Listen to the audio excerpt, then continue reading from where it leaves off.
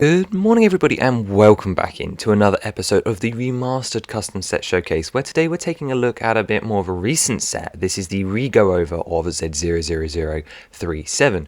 With 907 pieces, this is of course the Hinox Beach Rampage, and while I won't be going over the set in details today, I do recommend you check out that video. However, I'm not just here to milk the content, and I know I did promise another custom set this time, but given that I am tweaking the box art a bit for this wave, I thought it was important to address one big complaint that we had from the set. And I suppose I shouldn't really call it a complaint, more of a suggestion, an inaccuracy I suppose, as well as try out a couple of unique concepts, so there's definitely worth sticking around today.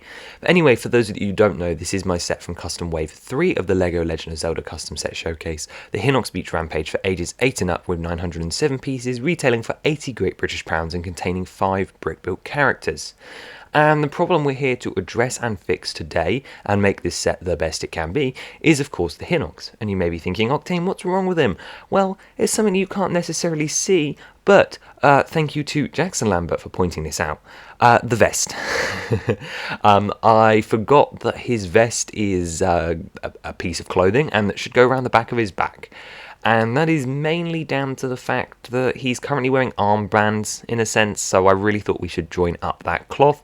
So that's what we're going to do today, and then we're going to try out something else, some super secret, top secret project, so stay tuned for that.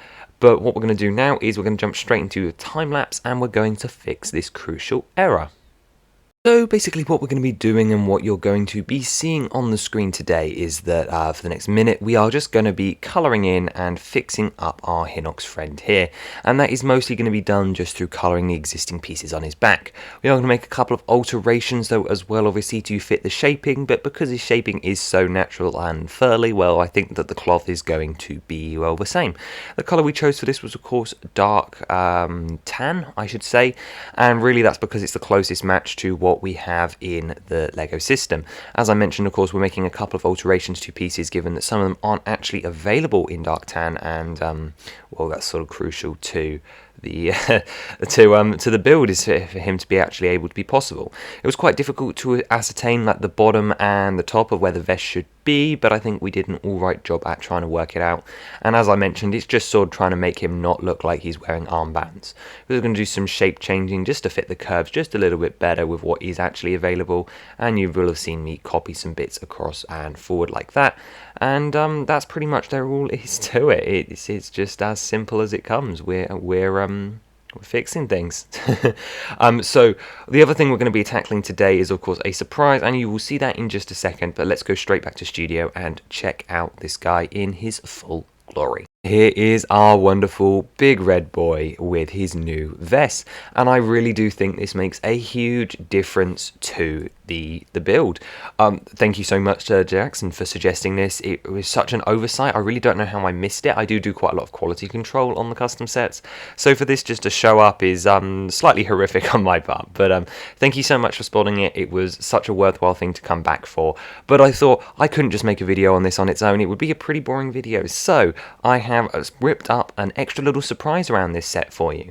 Now, some of you in the LEGO space may be aware that in the year of 2021, LEGO did some experimentation with some colour variation on sets. You can see one of the biggest examples on screen now, the recolouring of the light yellow Fiat to the baby blue Fiat, and this was a program they were doing to test if colour variations of sets worked. And I thought to myself, well, there's certainly some things in the LEGO Zelda space which could benefit from some colour variations and would make for some interesting choices for consumers and customers to make, and something that was perhaps massable and something that I might not get a chance to do in other custom sets. And so, well, I present the Blue Hinox. And if those of you from Breath of the Wild are not familiar, this is obviously what happens when the Hinoxes get harder and they upgrade, they change their colour. So we go from red to blue to black, and I have decided that we'd investigate the colour variation potential and just see what he would look like in the blue and black form, and then I'll explain when we get to the box what I think this could actually, well, exist as. But anyway, here we have the Blue Hinox, and just giving them a quick rundown, you can see that not only have all the pieces changed to blue, but a couple of the decoration items have as well. His hair is now in the light bluish grey colour, matching his more wizened appearance, and his horn is now dark tan to show a bit more weathering. He's also wearing the new cloak thing around his back, and both of his loincloths have changed from dark tan to reddish brown, which I think complements the blue really nicely. And honestly, I love this guy. I think this one is possibly my favourite out of the three, but you guys will just have to be the judge of that. Here he is with the rest of his build, of course, and once again he fits so perfectly. The red and the blue both look brilliant. I chose dark blue over possibly one of the other shades of blue, mainly because it's one of the more common shades of blue, and I really don't think any other blue like sort of works. It's a bit too dark, but you do what you can with the LEGO colour scheme. And then, of course, we have the black Hinox, the bigger and badder version of all of them. And I was actually considering doing the elemental ones from Age of Calamity, but that would have just been a huge, huge pain. But anyway, on running this one down, he has kept the brown loincloth and armbands from the blue Hinox. His colour scheme has changed to black, which honestly still looks great, although I worry that it might not look quite as good in person. And his hair has changed to white, representing his older and more wiser appearance once again. And the horn has stayed dark tan because I really couldn't think of how I wanted to change it. Overall, really pleased. I think he looks great. It just comes out so well when you do the colour swaps. He's one of the few Zelda sets where you could do this. And once again, here is him with his build.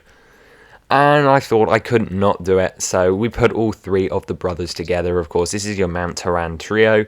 You've got your three brothers. Where are their orbs, though, to steal? I guess you'd have to buy... well, you'd get 3 orbs from the set, because Roscoe, from Loon and Roscoe in the set. Oh, I'm only just realising this now. You can actually do it. Oh, you buy 3 of the sets, you get the 3 brothers, and you get the 3 orbs. For those of you who don't know what I'm talking about the Shrine Crest in Breath of the Wild. I recommend going checking that out, but I'm not going to discuss that further here.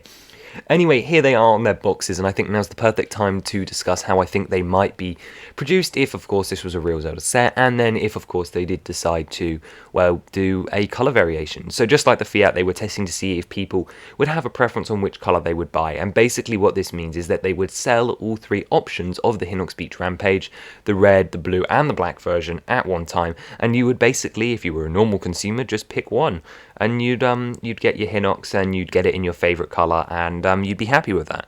And you'd be able to use that Hinox in many other scenarios, like where there are other red Hinoxes, black Hinoxes, etc.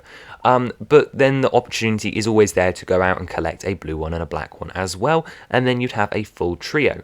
So it was more just an experimentation to see if they would work as models in these different colours, and while I don't have any plans to include a normal Hinox in another custom set anytime in the future, I thought it would be interesting to see, 1, what they would look like, and 2, to see if this concept of a version of a set would go. So, I suppose that leads us to the conclusion for today. Let me know what you thought of the colour variations, as well as, once again, a big thank you to Jaxson for the fix on the back. I can't believe I didn't really notice it at all. And, of course, let me know which one's your favourite colour down below, and if you would buy 1, 2, or 3 of them if they sold all 3 options as a colour variation of the set. Also, I'd like to hear what you guys think about this idea in general. Is the colour idea or the colour swapping thing something you'd like to see more from LEGO? And do you think that this is the perfect synergy, or am I just completely off my rocker? But let me know down in the comments. And bye-bye.